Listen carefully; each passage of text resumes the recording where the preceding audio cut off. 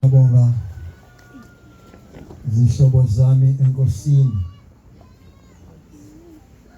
Ngibonga kumenyo uNkulunkulu kulomuzi wakhe oyingcwele wasenkuthalweni. Amen.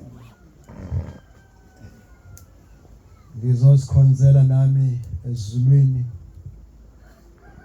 Engilasine bekwe phakathi kwalomuzi enkuthalo kuba uNkulunkulu angiphe ukukhuthala. Emsebenzini kaNkulunkulu. Angikhalime kokubi. Ngihambe ekukhanyeni kwakhe. Amen. Ngiyabonga kakhulu. Isonto lokuqala siphuma esikhumbuzweni sokuzalwa kobuNazaretha.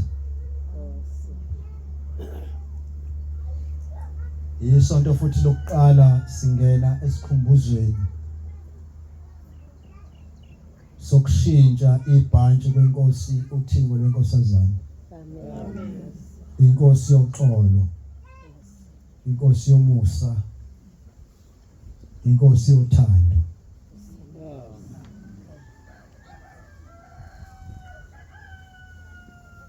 Angibanga nayo inhlanhla ukuba semhlanganweni. Ngangithanda kakhulu izinhlelo zangangivumela.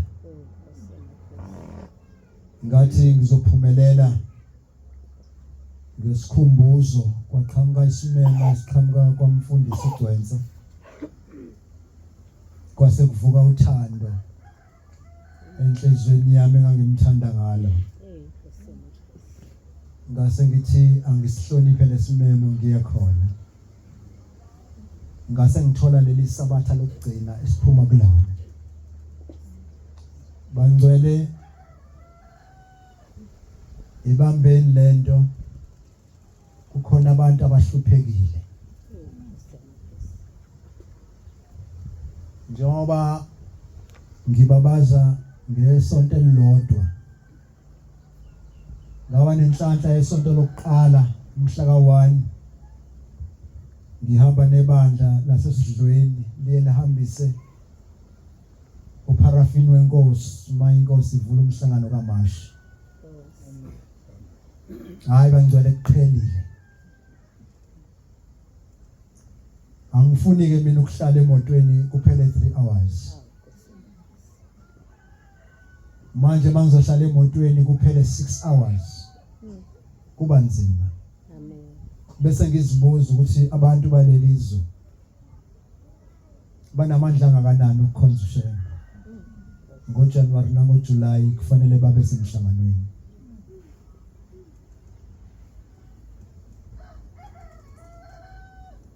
Bangcwele benkosi ibuthisile ke inkosi njengoba kuyinamhlanje emzini oyingcwele wasebuhleni. Amen. Lapho imphefumulo yethu sonke ibheke khona. Amen. Ngizocela ukuphiwe ezulwini amazwi uNkulunkulu angasangiphe wona ngengoma yama227. 227. Nkosi Baba ngiyakuthanda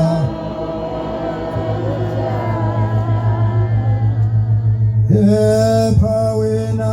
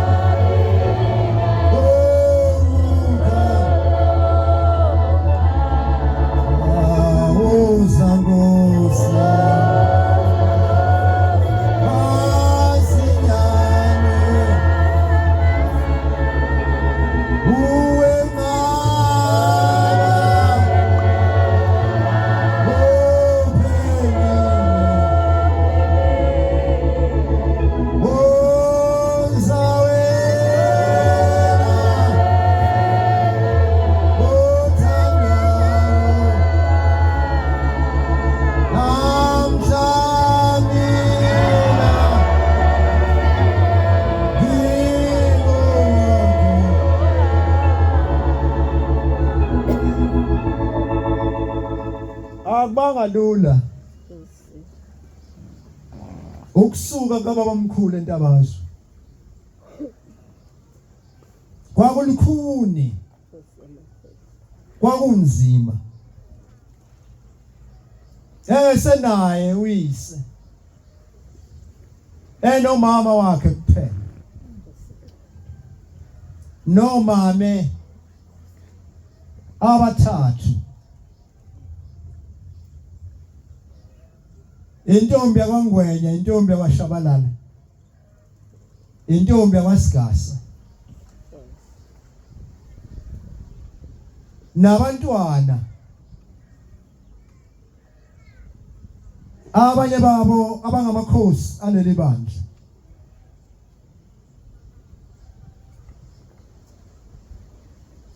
lethizwa kehle eze lapha eMpumalanga azophemba wonke lo msebenzi omuhle kangaka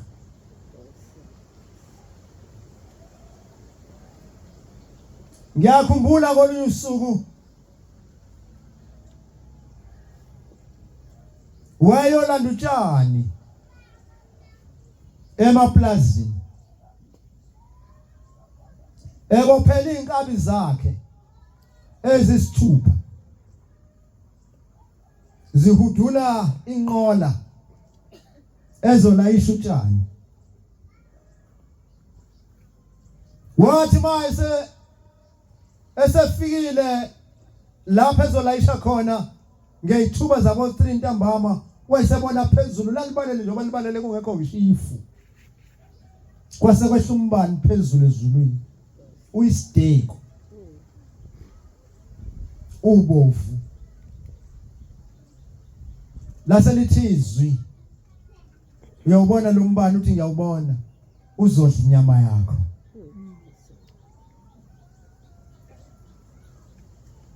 waqoqa masinyane ngoba lelizwi wayeselazi ukuthi into lishilo walayisha wayeseliqala uhambo olubuyele emuva ekhaya ngeyithuba zo6 laseliqala lithi mene imvula qede ladedela izulu wasuwehla lombani awubona ilanga libalele wasewehla manje seliguqubele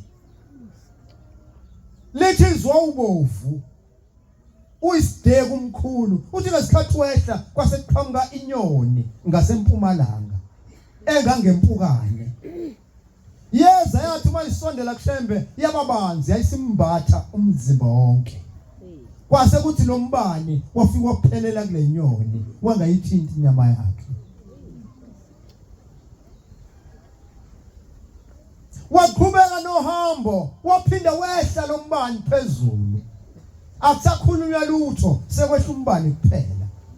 kade bese kuqhamuka inyoni ngasemampondweni encane ngangempukane ize uthi mayifika kuye ibisiba inkulu imembathe ufika umbani uphelele kuyona kuloko kwesithathu waphunyuka umbani wafika ethangeni kuye wayeseyawa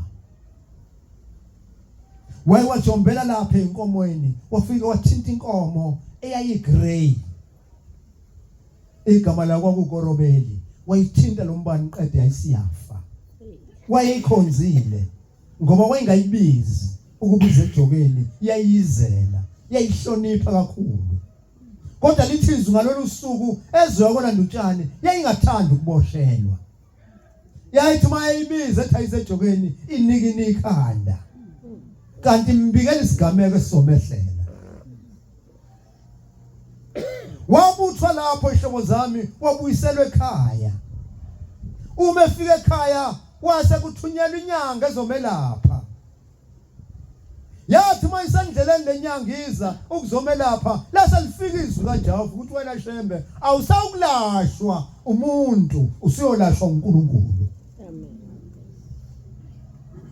wathi mayifika engene bingelela uthi uShembe ngicela uyesibayeni ukhomba inkomo oyithandayo ngoba isikhoma sakho ngeke usasivula uthi uNkulunkulu ngeke ngisalashwa izinyanga nabantu kodwa sengiyolashwa uye yayisikho esibayeni lensizwa yakhomba inkomo yahamba yabuyela ekhaya ngikhuluma ngosuku esiphuma kulo Nazareth March 10 1910 kwakhanya ezweni ngalolu suku uma efika ekhaya uthi kumame wakhe mame ngiyavuma manje ukuhamba ngempumalanga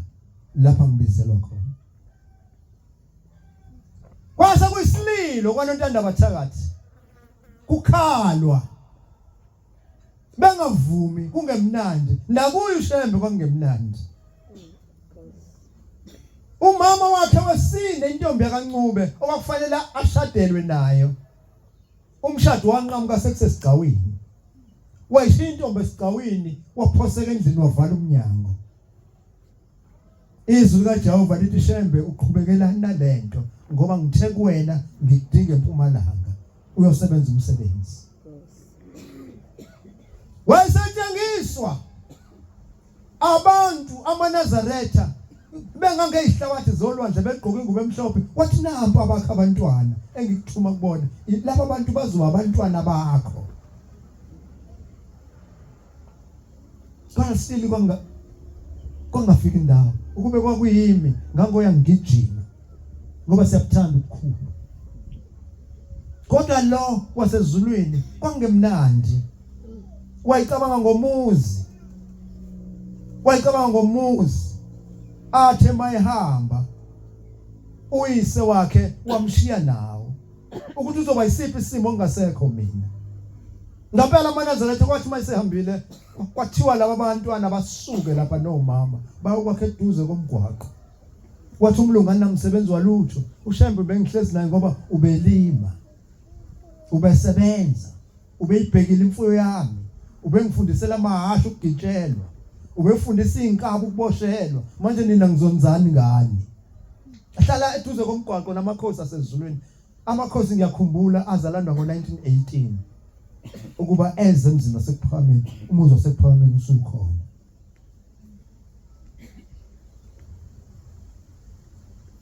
kwabanzima kwahamba abantwana labantwana mabehamba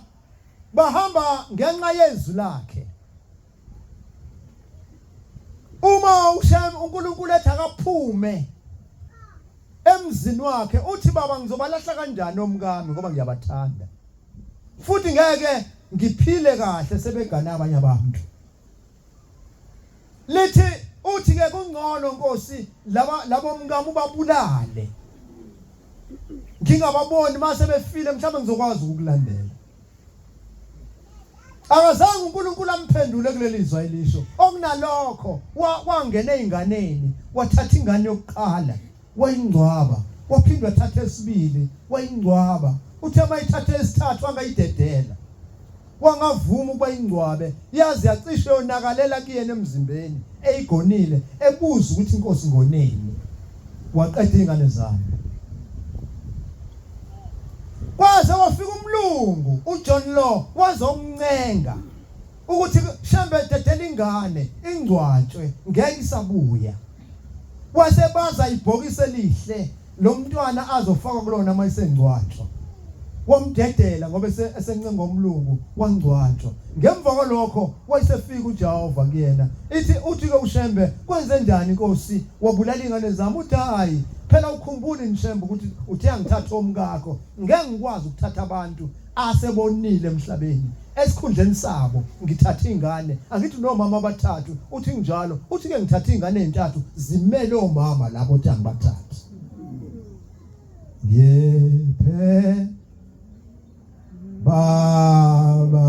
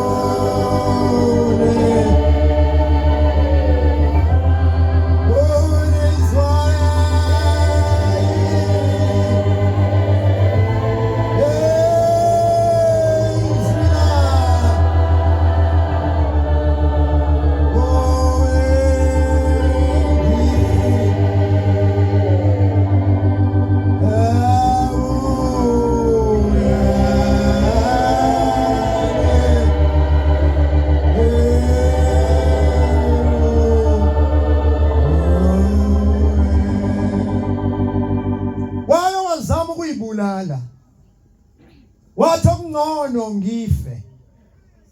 wathatha intambo wayilungisa wayiselwa namehlo kamama wakhe nawo mama ukuba haya ehlathini ayilengise wathi mayithathwa isithongwana wayisebona phezulu emkhathini umuzi omuhle omkhulu ohlotshisiwe umuhle lo muzi laselithizwe ishembe uyawubona lo muzi uthi ngiyawubona lithizwe mawuke wayibulala ngeke usangena kuwo umze wa Nazaretha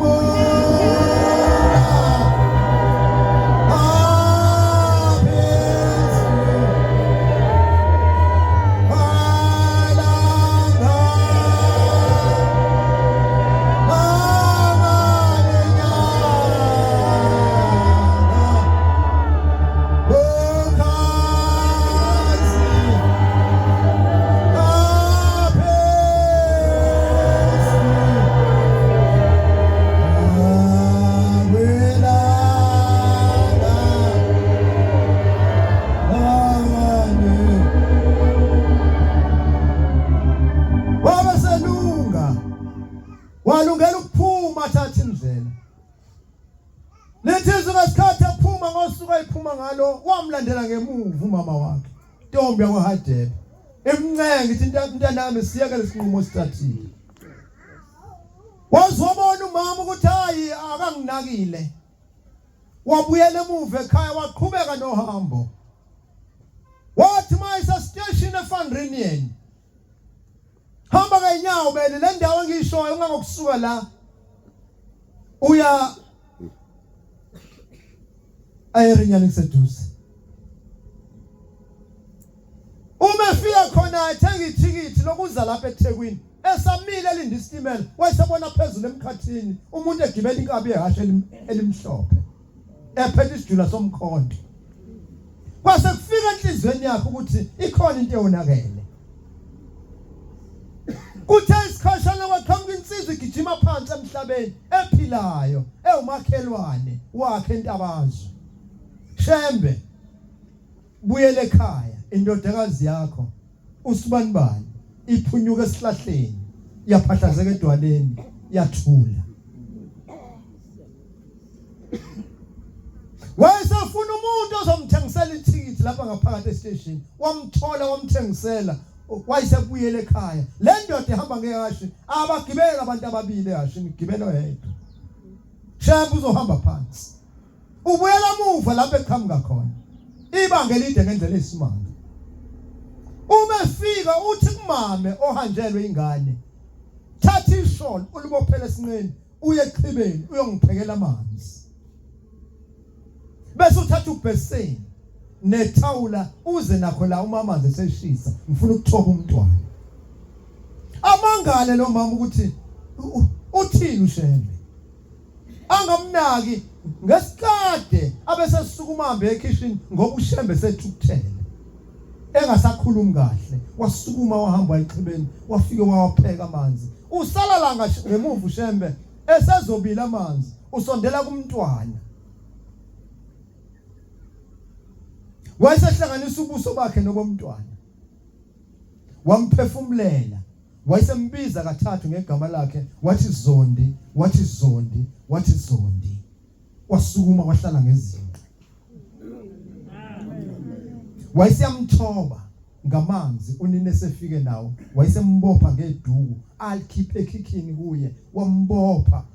wayesethatha isikhwama wathi umntwana esathi uyajabula ebona uyise wayephuma uShembe eqhubeka nohambo lokuzofuna mina nawe wafika wagibela esitimeleni wafika wehla lapha eThekwini lapha eThekwini mayehla akekho umuntu amaziyo noma mhlawumbe wezwe lakubo osebenza lapha eThekwini anasihlobo wehla eThekwini uhlangana nendoda estation eyukuki dayisa ukudla kwakaloliwe uthi abantu abayihamba mabefika la balalaphi ithi le ndoda ayikho indawo elalihambi la indawo ekhona leya ekhomba phezulu kolwandle indawo eyayibizwa ngokuthi St Quarters wathi yona kuphela khona wayesesuka uShembe eyanga kule ndawo ayikhondiswayo wafika ngabona uzoxhumana nobani wayesedumba isihlahla sephahla wangena phansi kwaso wahlala kwathi mabukhula ubusuku wathi umzimba Shembe kade ungihambisa namhlanje uthwale kanzima lo mzimba uphumuze alukho ucansi ayikho ingubo yokulala sikho isicamelo wabeka isikhwama besiphethe ngenhla kwakhe wayeselala kwathi ekseni ngesikhathi evuthulula amazolo walanyela umama eyokha amanzi empompini wayesehambe beka amanzi ekhaya umama wabuya kubuke kuba ulalela uthi impela ngilalela uhlushwe yini ngoba ubuke kuyindoda uthi mina njoba ngila ngithunyiwe izwi kaJehova ukuba ngizoshumayela ngiphembe ibandla ngiphembe abantwana basezulwini amaNazaretha ayingcwele amen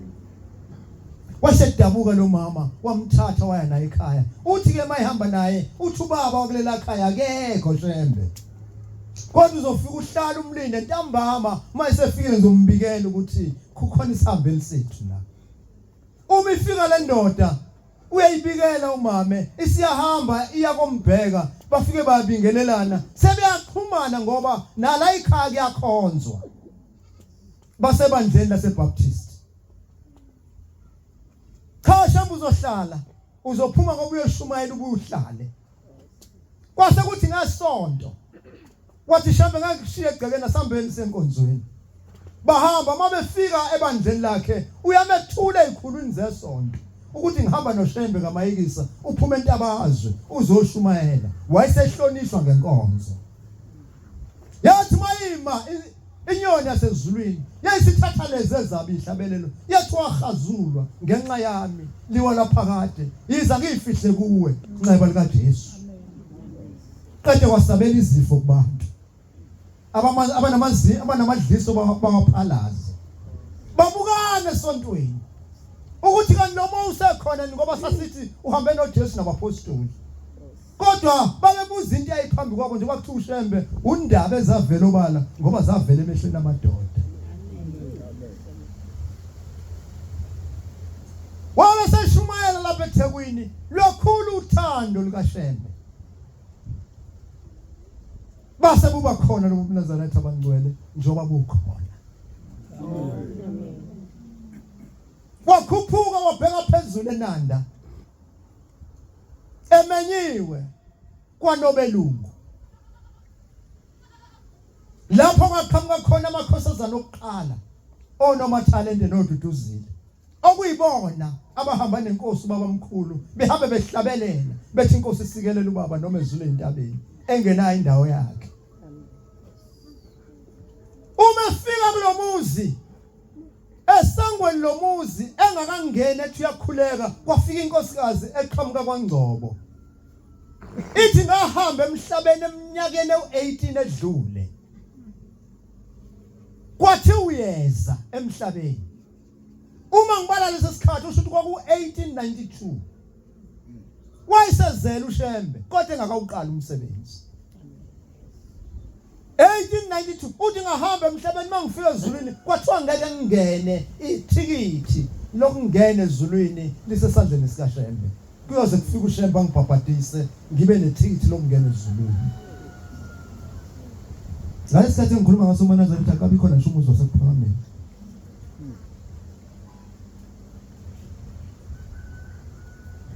wayesengena kulomuzi uma engena ngimenyelwe phakathi komuzi uthi baba ngicela ube ungivula amehlo angiboni wayesebeka imini empili kulomama emehlweni wawususa isandla wathi ubonani uthi angiboni lutho waphindwa siphindisa uthi ubonani uthi ngibona ithunzana wasibuyisela isandla ubonani wathi ngibona abangcwele bonke ngibona nawe Shembe lezi ngane zakulo muzi izona ezihamba nobaba omkhulu ngaleso sikhathi amen lambela salizwe lithaka entabeni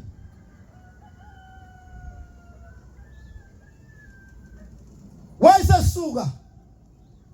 esebuza ukuthi intaba senhlakazi iphi bamyelela basebembuza ukuthi Shembe uzenzani wathi uJehova uthi asihlangane khona base bemsabisa bathi le ntaba Shembe maduma izulu njengesibuko imbani la igangela khona kule ntaba Shembe khona inyoka khona zonke izilwane zasendle ongayicabanga ezinobungozi awuzusinda mawuya lapha wayesefika lokuthi uNkulunkulu ungisuselene intabazo ngoba khona intaba ezweni lakithi wayeselapha eHomis lapho umhlangano uphumula khona masentabeni amakhosazana enza 25 wafika wathi bantu abami ngenzeleni isinkwa sokhothi ngisamona ngiyofuna imali nginohambe nginalo manje imali yangishodela ngiyofuna imali emona wase bashiya abantwana bekhanda isinkwa washona emona esontweni laseBaptist wafika wacela kumfundisi ukuthi amcelele ebandleni imali yokuba kwazi ukuyentabazo lamqoqela ibandla lamnika wabuya wathatha isinkwa sakhe kwakumhla ka29 December ngo1912 wayesehamba uShembe wafika ukugibela esitimeleni wathi mayisebhodazini asiki stage aliki singile kodwa isitimela sama laselithizwi Shembe uyangaphi wathi ngiyentabazo sikuthumephi enhlangakazi point abazwe uthunywa bakhona wathi kuthiwa lapha entabeni kunezingozi wathi Shembe sicela wehle kulesitimela uye enhlangakazi uma kungenjalo lesitimela sizoswisa nabo bonke laba bantu balimale ngenxa yakho yayisiyehle indlondlomusa ifuna mina ndawo yaliqala uhambo olubheke enhlangakazi yathi dundu phezulu yayisihlala lapha enhlangakazi kwakuqhamuka yonke imoya amaNazaretha ekhona kwakuqhamuka ingwe eyayimhlophe namabala amnyama yafike phambi kwakhe athi Shembe njobula kwalandwa yithi entabazwe iphiki indlondlomusa ithi cha ngikwazi idlule idumele kwaqhamuka inyoka enkulu enekhanda elincane ifikime phambi kwakhe ithi Shembe njobula walandwa yithi entabazwe uthi uba kumvangela umdluli ongasekho uthi Shembe wayemabukubuku lapha ebusweni wakwindoda eyondlekile uthi kodwa ngalolo suku lalezi ilingwe ithi wonda ngosuku olodwa wonda waboqoka kwaphela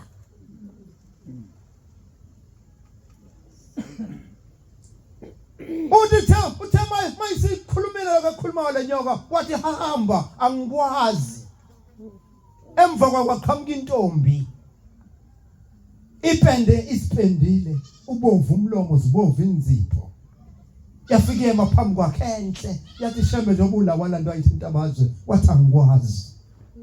ngesikhathi ethi angikwazi iyadumala iziyoshona ngale bazokhumbula abantu abazentabeni endala khona indawo kwangahlalwa kuyona uma uthi uyanga kuyona kuthiwa buya zayishona khona le ndwana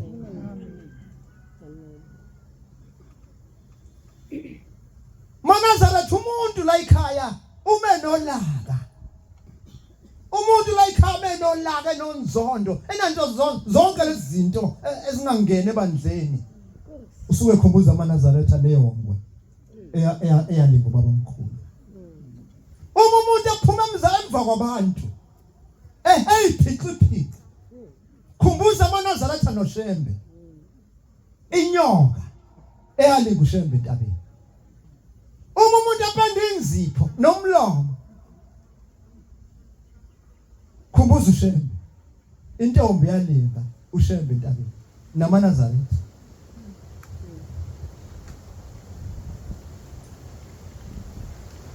kwathi ngemva kwazo zonke lezi zilingo wayesezwa kuba mnandi emzimbeni kuyena weza uboya bomzimba wakhe bujabula wayesezwa imvunge iqhamuka ngasempumalanga kweza lokuhlabelela okuhle wazofika la ekhona wathi makuphezulu kwakhe wezwa utshani nezihlahla namatshe kuhalalisa kuthi uyingwe kwase kwashindoda kulelifu igqoka ingubo ecreamite yesaltini yafike yema phambi kwakhe yayisimupha isidlo sasezulwini ithi inkosi mayikhuluma ngale ndaba ithi ngikhuphuka entabeni senhlakazi ngumfoko amayekisa uthi kodwa ngithengehla ngase nguyise wezizwe zonke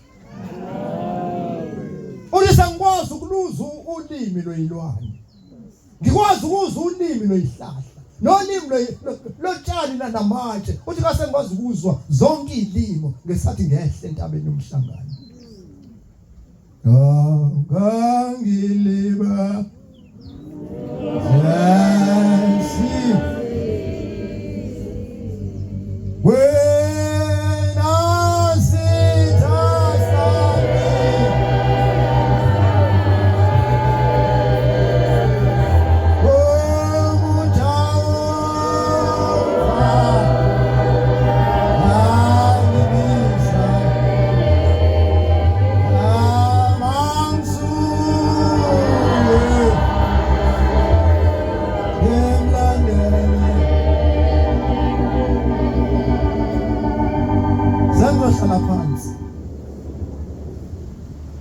lapha kwamaphumulo eStenga amakhosazana asesikolweni bese bakhona inkosazana engakhonze bandleni lamaNazaretha iye kulamakhosazana amabili angamaNazaretha ifika ithi kuona ushembe lo eniphambi kwakhe nibonani futhi uyini zaphendula ingane esigabeni sazo kodwa izwa bamnika lona langena enhlizweni yakhe uthezwakala ngolosihlanu wethi kusasa ngesabatha ningangishiyi ngisafuna ukuyobona la nikhonza khona bamlinda wacela kumina uthi nini ungangilingi noyibani bani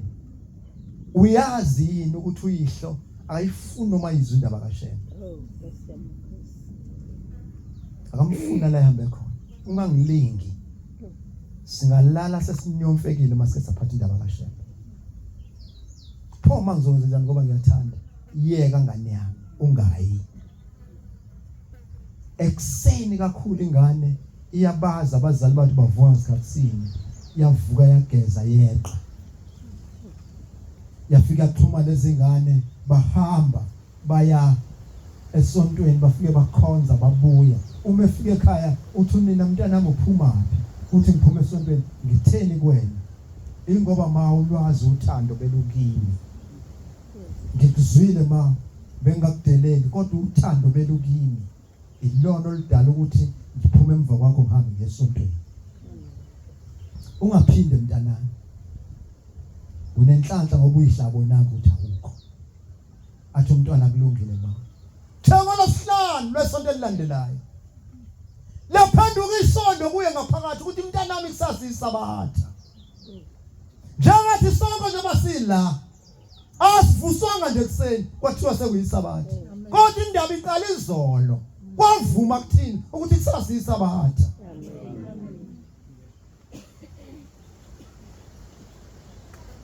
wangabe samtshela unina wavuka kuseni wageza weqa bafike bakhonza babuya uma efika ekhaya lomntwana uyafika ulindiwe uthi uyise uphumaphi uthi nina mntanami uphumaphi uthi baba ngiphume esontweni laphi la kwaShembe yaqhuma induku washawa wabahlaza umzimba wonke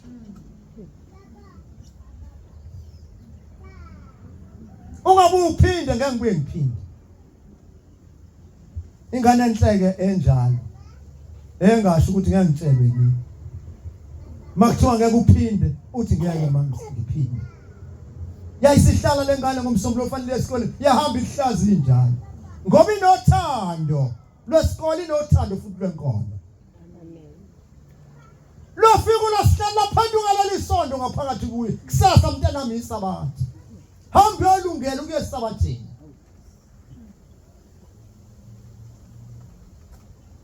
kwa njalo ihlobo zami kusene emvuka yageza yeqa nemvimbo yayo bayibuza abanye uniyazwa yini kanje uthi ngishayiwe ekhaya ngishayile isabathe ledlule pho uyapi ngoba ngabe uyahlala noyibani bani ngoba kubukeka abazali bakho bengayithandi indaba kaShembe wathi impela kodwa uthando lungaphakathi bafowethu anilwazi yancenga yekhona yafika yakhonza ntambama mayifika ekhaya abazali bayilindile uma kushawa phezu komvimbo umvimbo uyaqhuma yayisiphihlike lonto umzimba wonke ngomsombuluko ofanele esikoleni ngoba inothando ayisho ukuthi akuye esikoleni iyavuka yaqonda lofika losihlanu laphenduka isondo kusasa isabatha mntanami hamba esontweni yavuka kusaniyeqa yathi mayiqhamuka kulabo abanye abantwana bathi hey asiyazi indaba yakho soyithini wathi hayi bafowethu ngiyekeni uShembe uyavuma kimi ngaphakathi yancenga yaze ufika ethempeleni basonto kwaqedwa uma ibuyele ekhaya yafika uyisulimele uthe phuma ehambe emasimini eyolima wafika endaweni enelothe lapha ayeshisa khona umlilo ngonyaka odlule wahlatshwa isipikile esirastile kwase kuba ungena kufa wagijima enyangeni ezimhlophe leyinsundu akasizakalanga wangena phansi kodonga wawomfunza naphansi kodonga kwaqhubeka ukufa kwamudla yayisingena lengane yafika guqa ngapha eceleni kwakhe yathi baba wathini wena wathi baba sengenile wonke amakhono ukuzokubheka nokukuthandazela kodwa lilodwa ibandla lingakangeni elamanazarete athe yawungeke ngaleyo nto manazarete asanda kuyizana nekhanda likhulu wena ngane umubi awulaleli ngithatha ngifunda bakaShembe ngibelesela uya ngenkani kwaShembe uyingane embi suka la yadumala ingane yahlehlela phansi kodonga yayisivunga Nkosethu simakade simphambi kwakho siyacela ube khona kanye nathi wazikufa emzimbeni kwehla wayesejoyina ibani wathi baba awabize lawo makholo wakhe afike yahamba lengane ngesabatha yafika esontweni yaxoxa umshumayeli wasukumela phezulu wathi abafisa ukungikhapha sambeni bahamba mabefika kulomuzi bangena ngasho lesihlabelela uNkosethu simakade bathi beqamba beyofika ngaphakathi ukufa kule ndoda basekuphumile amen bathi bayithandazela abasebenza izaba babeyibona nabo ukuthi siyaphila ngesabatha yasukuma ehamba ayithempeleni nomkayo afike bakhetha inkosi amen babuya kwathi ziqhubeka insukwana ingane ebandulele ukubatshengisa indlela yakhathala ahlala phansi naye bantwana usayingane esontweni wathi baba ngesikhathi ngithanda ukukholwa wangiphikisa angisafuni ezinye ingane zilapha emahlathini maNazaretha siyimbangela wangaba ngesontweni ngisathanda njengamanje angisafuni wayincenga waziwayeka akana kuyishaya manje kwathi ngasazi umuntu yabuya le ntombi ngenhlanhla ibuya kade iphethe kahle isiyumkhokheli waleli bandla uvimba endleleni uvimba nomkhokheli ngiyabonga maNazaretha ngicela ngiyabonga nakuNkulunkulu ongiphelelizwe akuvume ngime kulelizwe uNkulunkulu abengiphile lona lapho ngishayise khona esizulwini nabo bayingcwele ngicela intethelelo bengizama njengoba kufanele inkonzo kaNkulunkulu iqhubeke amen ngiyabonga inkosi ibusise izwe nezizwe